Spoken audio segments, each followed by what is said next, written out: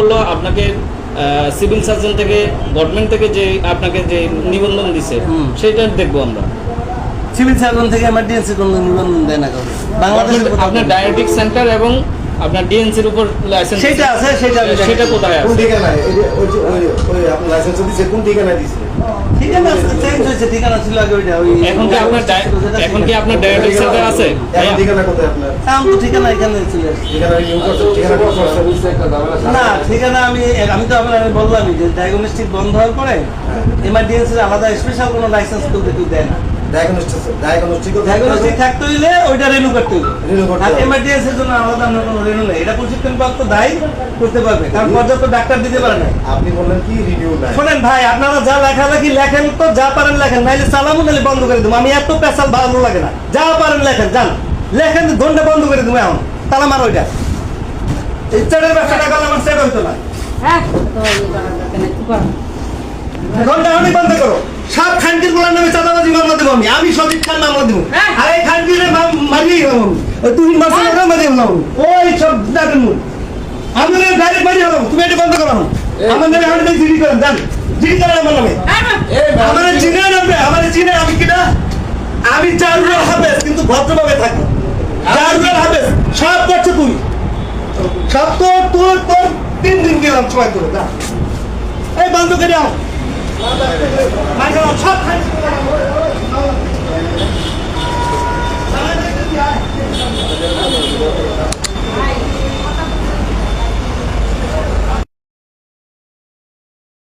সময় দিন 3 দিন। সজীব উল্লেখ দিছে 3 দিনের কথা বলছে আমাকেও, এবং তুহিনের কথা বলছে, এবং তুহিনের কথা উল্লেখ করছে। আমরা জানতে পারলাম ওনার এক ভিডিওতে বলছে উনি নিজেই তুহিনকে হত্যা করছে। হতে পারে মাস্টার মাইন্ড সে হতে পারে, তুহিনের আসামি তো ধরা পড়ছে, মাস্টার মাইন্ড সে হতে পারে, কিন্তু সে আমাকে হুমকি দিয়েছে 3 দিনের সময় দিয়েছে।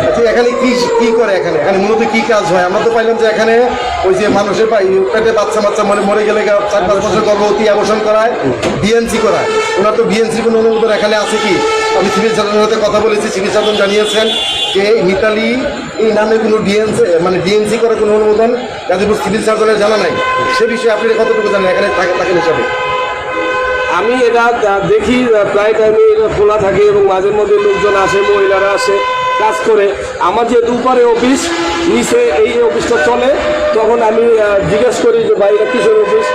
এই যে লোকজন আসে, মহিলাদের সুপরামর্শ দিয়ে থাকি। পারিবারিক পরিকল্পনার যে একটা থাকে, পরিবার এটার চিকিৎসা পরামর্শ দিয়ে থাকি। তো এখন বিতর্কতে এখন জানতে পারলাম যে এটার ভিতরে বাচ্চা যে হয় নষ্ট করে, অ্যাবর্শন করে, এই কাজগুলো তারা করে থাকে। এবং এটাও পেলাম যে গত 12ই জুলাই একটা কল্পনা নামে এক মহিলা, তাকে এই অ্যাবর্শন করার কারণে, রক্তশূন্যতার কারণে সে মারা যায়, এবং মারা যায় রাস্তায় বসেই। হ্যাঁ, তারপরে এখান থেকে এই বিষয়টা আমি সাংবাদিকের মাধ্যমে জানতে পারছি। এই বিষয় নিয়ে সাংবাদিকরা তথ্য নিতে আসছে।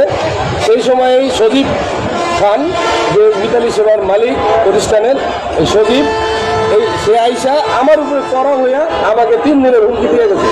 3 দিনের আলটিমেটাম সময় দিয়ে গেছে। আমার 3 দিন পরে আমার মেরে ফেলবে। আমাকে যদি কেউ মেরে ফেলে, এই সম্পূর্ণ দায়ভার এই সজীব দিতে হবে, মিতালি সেবার মালিক। এই বিষয়ে আমি বাসনধারা ওসিকে ফোন করে জানাই। জানানোর পরে তিনি বলছেন আপনি দ্রুত থানায় এসে জিডি করেন, আমরা সজীবকে গ্রেপ্তার করতে সক্ষম হব, আইনের ব্যবস্থা নিব। ধন্যবাদ আপনাকে। ধন্যবাদ।